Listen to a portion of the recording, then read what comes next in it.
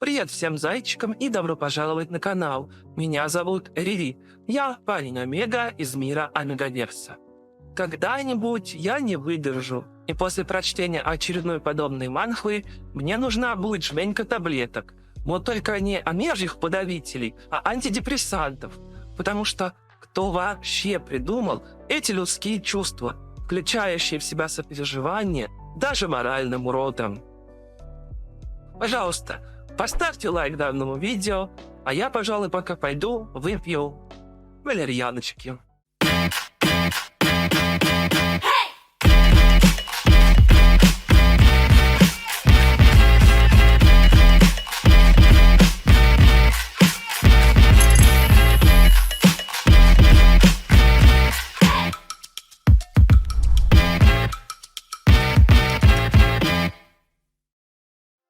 В манхве «Шлейф без запаха» главным героем является Квон Лишон, доминантный омега, который притворяется бетой, чтобы быть рядом с альфой Ли Джосёком в качестве телохранителя и по совместимости секретаря. Для Лишона это несложно, ведь из-за несчастного случая в детстве его феромоны перестали источать аромат, в том числе и реагировать на запахи альф. Хотя он по-прежнему способен испытывать течку, и с его фертильностью все в порядке. Лишон устроился на службу к Джосёку в надежде исполнить данное в детстве обещание, просто быть ближе, да и воссоединиться с тем, с кем его вынудили расстаться на 17 лет. Вот только Альфа Омегу не узнал, а со временем выяснилось, что у Джосёка к тому же есть некто, кого он безумно любит, и этого человека не заменит никто. С этого момента Лишон решил, что останется рядом лишь ради того, чтобы выполнить обещание, а после покинуть Альфу навсегда. Вот это вам сюжет вкратце. А если точнее, самая интересная его часть. Ибо все остальное — это такие затянутые, размазанные по всей манхве, но безумно любимые корейцами разборки среди богатых. Пройти мимо дележки наследства, акций и компаний авторы никак не могут, если делают своих героев преемниками чего-либо. Но честно, это такая скучная и затянутая нудятина, что зевать тянет. Нет, мне нравится такое в дорабах, где все эти каверзные планы показывают действиями. Но от текста между двумя персонажами, которые еще и нарисованы картонно, но такое. Впрочем, вся эта возня хоть немного разбавляет остальной писец манхвы. Дело в том, что Ли Джосёк, альфа в этой манхве, но такая мразота в самом начале, аж дурно становится. Я не могу рассказать вам многое, ибо спойлеры, но если обрисовывать вкратце, то у Джосёка глубокие психологические проблемы с детства, ибо его истинный омега, которого ему посчастливилось встретить еще ребенком, был убит у него на глазах. Это довело его до состояния близкого к безумию. У него образовалась травма на сексуальной почве, он абсолютно не может спать с другими омегами, это же не способно довести его до оргазма. Да и вообще он превратился из, в принципе, жизнерадостного ребенка в конченного мудака, насильника и болвана. И это я его сейчас не ругаю. Он реально тот еще идиот. Дело в том, что если бы МЛ был умный, то манхву легко можно было бы закончить главе на 10. Но у нас тут 80 глав лютейшего идиотизма. Ибо Альфа, походу, пропускал биологию в школе. Иначе я не могу объяснить, как он, занимаясь сексом с якобы бетой, не может распознать в нем омегу во время течки. Да, вы верно поняли. В определенный момент Лишон станет с Джосёком спать. И единственный, в кавычках, бета доведет его до конца. С этого момента у Альфа станет вопрос. И начнет созревать больше интерес к своему телохранителю. Он, правда, долгое время будет считать, что Лишон та еще крыса продажная, и ради денег даже жопу продавать готов. Но словесный абьюз — это меньше, что вытворяет Джосёк. Так что просто держите это в голове карандашиком. Альфа — красный флаг с ног до головы. Но автор поступила очень хитро. Прям по-мастерски. По ходу манхвы объяснив подобное поведение. Это, конечно, Джусёка никак не оправдывает.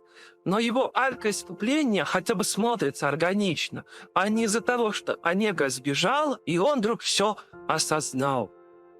Сам же Лихёк остается рядом с Айхой и все это терпит, как я уже сказал, по причине данного некогда обещания, а также просто потому, что любит и хочет помочь. Главный герой истории не так прост, как кажется. Он умен, силен, хитер, и парочка неожиданных тузов в рукавах смогут вас удивить. Конечно, вам будет за него очень больно, ибо ему придется много на себе испытать, включая и грубый секс, и издевательства, и абьюз, психологическое давление, унижение, физические травмы. Это все помимо того, что ему придется тщательно скрывать свой вторичный пол. Главный герой в этой истории умный, но, к сожалению, живет по принципу «буду страдать, но молчать». Его поведение можно притянуть к тому, что он просто не видит смысла раскрывать Айфе свою истинную личность. Ибо тот его и так за шлендру принимает, а тут вообще решит, что он каким-то образом выведал его прошлое и теперь манипулирует. Но это настолько туго натянутое оправдание, что сову жалко становится. По сути, вся манхва строится на одних недопониманиях, недосказанностях, обидах и тупом активе, перед которым возбужденно ползает Омега, а он такой... Но... болеет, видимо. И поверьте мне, я бы с абсолютно постным лицом дочитывал это произведение, если бы автор не решила добавить персонажам мозгов, а также новые черты характера, не ограничивающиеся базовыми холодный мудак и сдержанный страдалец. Автор реально стала раскрывать актива с разных сторон, показывать его страдания, мучения, боль, тоску, абсолютная опустошенность вином слом и такую всепоглощающую любовь, что у меня сердце колоть начало. Вот и блин! Как же сложно оставаться объективным человеком, будучи эмпатом. Ли Джу-хёк мудрый, невероятный, Дурков по нему плачет, но он... Его сумасшествие и неадекватное поведение по-своему логично прописано. И ты такой... Вы сейчас можете подумать, что я выгораживаю насильника, но поймите меня, пожалуйста. Я сужу выдуманного персонажа и сравниваю его с другими подобными типажами. Я знаю, как работают и как заканчиваются подобные манхвы, поэтому просто не вижу смысла надеяться на что-то другое. Плюсом у Джеффена хотя бы есть обоснование его ненормальности. То, что он тупой, это отдельный разговор. А вот то, что его ребенком довели до ручки, и он поехал головой, став таким, какой он есть... уже заслуга автора, ибо однозначно отрицательный персонаж стал серым, ведя в ступор всех. Я, правда, убежден, что если бы в начале истории градус мудачества Айфы был снижен хотя бы наполовину, результат все равно от этого хуже бы не стал.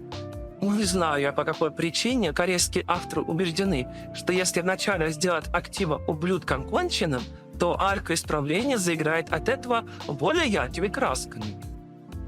Ой, короче, я ставлю Ли Джусёку 8 редфлагов из 10.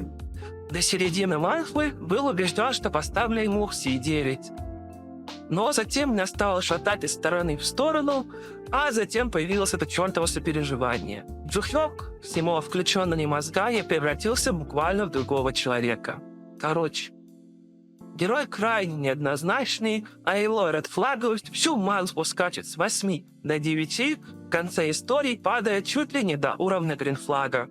В том плане, что он даже готов отпустить любимого ради его счастья.